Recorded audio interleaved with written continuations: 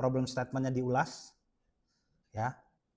Yang kedua adalah ulangi tesis statementnya, ya, dengan bahasa yang lebih informatif, dengan bahasa yang lebih bahasa yang lebih berkelanjutan, ya, dengan permasalahan. Terus kemudian ringkaskan poin-poin utama penelitian, ya, itu adalah poin pengembangan. Lalu kemudian berikan gagasan akhir, ya, gagasan akhir. Ini sudah menuki nih, ya, menuki. Dan terakhir adalah tutup dengan peluang riset lebih lanjut. Nah, peluang riset lebih lanjut ini ada 2 tempat. Ini opsional. Terserah style teman-teman mau masukin yang mana. Bisa di pembahasan, bisa di kesimpulan. Ya, ini tidak ada standar baku. Tidak ada standar baku. Yang penting barang ini ada, yang penting komponen ini ada. Urusan mau ditaruh di kesimpulan atau mau ditaruh pembahasan terserah. Ya, terserah. Itu nanti dilihat dari keumuman atau kekhususan topiknya. Ya. Kalau misalkan riset peluang lebih lanjut itu ada hubungan erat dengan keterbatasan riset, bisa ditaruh di pembahasan. Tapi kalau misalkan topik yang teman-teman bahas umum, terus kemudian analisisnya clear, kekurangannya juga sedikit, ya sudah, taruh aja di kesimpulan. Ya, seperti itu. Oke, itu kesimpulan.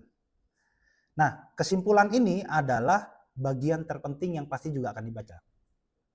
Ya, bagian terpenting yang juga akan dibaca. Yang saya sampaikan ini adalah penulisan kesimpulan secara umum. Ya, tidak ada standar bakunya. Cuman kalau di Indonesia, teman-teman nulis di jurnal nasional, penulisan kesimpulan itu biasanya dilihat dari rumusan masalah. Kalau di Indonesia kan ada rumusan masalah tuh, ya kan? Teman-teman coba download jurnal Sinta. Umumnya di jurnal Sinta itu ada perumusan masalah biasanya. Nah, perumusan masalah ini kalau di artikel-artikel Scopus itu biasanya dia adalah struktur artikel. Dan perumusan masalah ini kalau di Scopus masuknya di latar belakang. Tapi kalau di jurnal nasional biasanya ada satu bab sendiri. Jadi latar belakang, rumusan masalah, terus pembahasan. Metode pembahasan. Nah, jadi intinya rumusan masalah itu sama dengan struktur artikel. Sama. Dia memberikan kerangka terhadap kemana pembahasan artikel itu akan dilakukan. Mau mulai dari mana, lanjut kemana, dan berakhir seperti apa. Itu adalah struktur artikel. Nah, kalau di jurnal nasional, ya, karena dia ada yang namanya rumusan masalah, maka biasanya keumuman editor itu pakai kerangka rumusan masalah. Kalau rumusan masalahnya ada 2, biasanya kesimpulannya juga 2 paragraf. Begitu. Ya. Itu kalau jurnal nasional. Teman-teman nulis di Sinta, itu stylenya seperti itu. Lihat rumusan masalah ada berapa? Rumusan masalah ada 2. Ya sudah, nanti penutup itu 2 juga. Ya, 2 paragraf maksudnya, 2 paragraf. 1 paragraf menjelaskan rumusan masalah 1, paragraf berikutnya menjelaskan rumusan masalah kedua. Sama skripsi juga begitu kan? Skripsi begitu, tesis begitu, saya disertasi juga begitu. Ya, dia menjaga sinkronisasi gitu. Tapi kalau di luar, di luar teman-teman nulis Scopus, menulis kesimpulan itu umumnya banyak juga yang menjelaskan ulang panjang kali lebar. Ya. Selain dari poin-poin permasalahan ini, di luar itu atau di Scopus itu biasa menulis kesimpulan dengan menggunakan footnote. Kalau di jurnal nasional biasanya tidak ada. Biasanya jurnal nasional tuh editornya kalau setiap ada footnote pasti dikomentarin. Saya udah 3 kali. Setiap nulis kesimpulan ada footnote-nya, itu dikomentarin. Ya. Ya itu stylenya jurnal nasional. Tapi kalau di Scopus itu biasanya itu hal yang biasa maksud saya. Itu hal yang biasa. Kenapa? Karena ada kontribusi teoritis yang saya kasih terhadap isu tertentu dan isu tersebut adalah isu yang sedang berjalan. Sehingga saya biasanya di penutup itu juga memberikan mengutip pendapat A, B, C, dan D ya, mempersilahkan atau mendialogkan beberapa pendapat di dalam kesimpulan dan kemudian saya menarik satu benang merah untuk kemudian saya simpulkan. Gitu. Nah, itu kalau Scopus biasa seperti itu ya. Jadi terserah teman-teman mau submit yang mana gitu ya. Kalau yang Indonesia itu gampang ya, based on rumusan masalah aja. Tapi yang penting komponen-komponen ini ada gitu. Oke. Ada pertanyaan?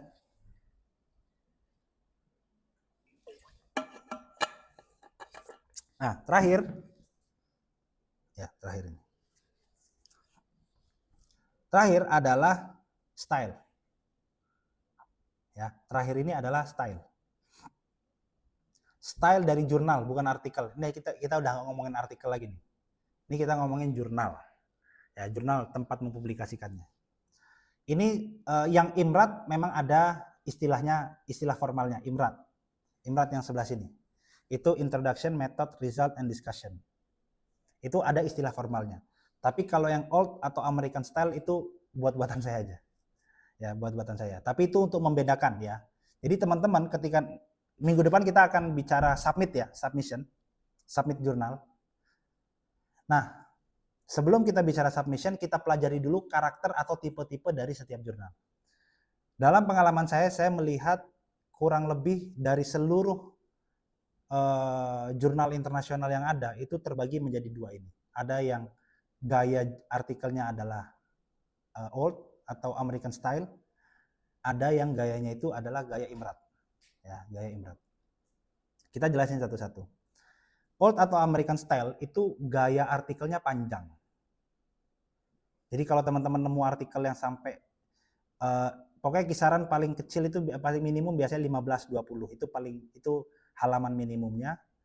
Maksimal itu sebenarnya nggak 40 halaman. Ada yang sampai 80 bahkan 100 halaman.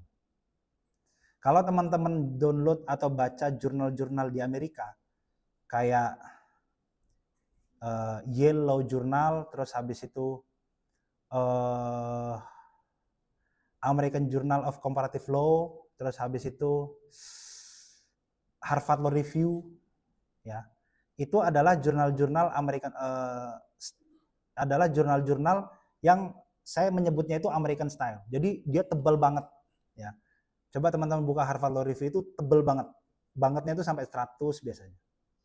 Ya, sama aja dia menghadirkan masalah, tapi dia pembahasannya itu apa ya, luas banget gitu, ya luas. Istilah atau gampangannya dia berteori itu mulai dari teori zaman klasik sampai modern lah gitu.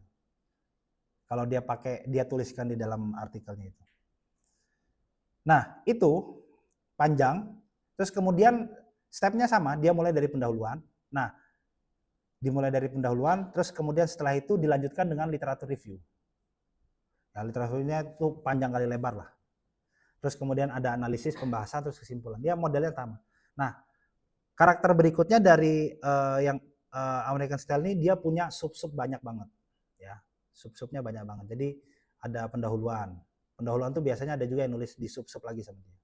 Terus kemudian ada lagi yang bagian pembahasan. Itu ada sub-sub. Jadi banyak banget. Dan biasanya jurnal-jurnal seperti itu ada daftar isinya. Ya, ada daftar isinya. Tuh. Nah, itu jurnal yang model klasik lah ya. Old atau American style. Jadi dia pembahasannya komprehensif ya. Jadi dia kalau udah mencuplik satu teori gitu ya, misalkan kayak transitional justice gitu ya. Itu dari teori zaman 1900 sampai yang dari klasik sampai modern dia tulis semua gitu. Modelnya begitu. Nah, itu yang American style. Kalau yang klasik agak lebih singkat lagi. Itu banyak, kalau di jurnal-jurnal Eropa banyak. Di Taylor, terus kemudian di Brill, di Oxford, itu banyak. Dia sama lah kayak modelnya kayak Indonesia begitu. Mulai dari pendahuluan, terus latar belakang, terus kemudian tidak ada rumusan masalah ya. Rumusan masalahnya masuk di dalam struktur artikel, terus kemudian dia langsung masuk ke dalam literatur review ya. Biasanya bagian awalnya menggunakan menjelaskan kata kunci utama atau mereview literatur utama ya, misalkan bahas tentang transitional justice gitu ya, atau apa lagi, child marriage gitu. Itu dijelaskan semua di setelah pembahasan, baru kemudian ada pembahasan dan kesimpulan. Nah, itu American style. Yang berikutnya adalah yang IMRAT. IMRAT ini kalau saya boleh bilang untuk yang suka konkret-konkret, spesifik-spesifik, dan temuannya memang benar-benar kelihatan gitu ya. Temuannya benar-benar kelihatan, itu bisa pakai IMRAT. Atau riset-riset empiris ya, yang dia pakai data lapangan, temuan di lapangan, saran saya pakai Imrat. Kenapa? Nah, nanti kita lihat. Imrat itu beda dengan yang old atau American style, ya. Style klasik beda. Dia lebih pendek Imrat itu. Imrat itu biasanya cuma 10 halaman. Kalau misalkan kata itu cuma 5.000 kata. Dia cuma 7 halaman, 6 halaman gitu. Banyak ya saya temuin Imrat begitu. Nah, dia biasanya jarang digunakan oleh, jarang bukan berarti tidak ada ya. Jarang digunakan oleh artikel-artikel hukum. Tapi bukan berarti tidak ada. Tetap ada. Dalam beberapa jurnal saya temukan kayak saya pernah dapat di Ukraina itu apa ya judulnya ya? Sosiopolitiko kalau nggak salah. Itu modelnya Imrat itu. Dia cuma 8 halaman, 9 halaman. Dia Scopus juga itu. Dia stylenya style Imrat. Nah, biasanya Imrat itu digunakan di jurnal-jurnal yang skupnya itu tentang kesehatan, teknik, terus lingkungan, pokoknya bidang-bidang begitulah, saintek begitu. Nah, kenapa kok rata-rata dipakai seperti itu? Imrat itu keunggulannya adalah dia fokus pada temuan. Dia apa ya? Isi pembahasan itu dipecah jadi 2. Ada result, ada discussion. Ya, ada result, ada discussion. Itu 2 bab yang terpisah itu. 2 bab yang terpisah. Jadi struktur artikelnya itu dimulai dengan pendahuluan, ya. Terus kemudian dia menjelaskan metode. Metodenya biasanya cukup panjang, ya. Metodenya cukup panjang karena umum digunakan untuk riset empiris, ya. Dia menjelaskan panjang kali lebar lah di bagian metode itu. Terus kemudian hasil itu biasanya fokus pada temuan-temuan yang sifatnya adalah empirik. Dia nemukan ini, dia nemukan ini, dia nemukan ini, dia nemukan ini. Nah, itu kemudian dituangkan dalam bab result tanpa analisis. Jadi dia mendeskripsikan saja. Dia menceritakan aja. Ya, menceritakan aja. Dan terakhir setelah dideskripsikan, baru di bagian berikutnya di discussion. Didiskusikan. Baru nanti bertemu dengan teori, bertemu di analisis ya secara lebih lanjut seperti ya sebagaimana komponen-komponen pembahasan pada umumnya. Nah, di Imrat itu literatur review umumnya itu masuk di pendahuluan. Jadi dia bukan masuk bab tersendiri. Dia bukan masuk bab tersendiri, tapi dia masuk di dalam pendahuluan. Jadi di pendahuluan itu di riset gap itu sekalian untuk menjelaskan literatur review. Seperti itu. Nah, sekarang pertanyaannya, milih style jurnalnya dulu atau nulis dulu? Kalau saya tulis aja dulu. Ya, tulis aja dulu. Tulis normal aja dulu. Ya, tulis normal. Tapi kalau merasa itu adalah riset lapangan, ya riset empiris, turun ke lapangan dan dia punya data-data yang cukup rumit dan menarik ya, style Imrat bisa dipakai. Ya. Jadi model Imrat itu bisa dipakai. Jadi itu aja sih. Dah, beres.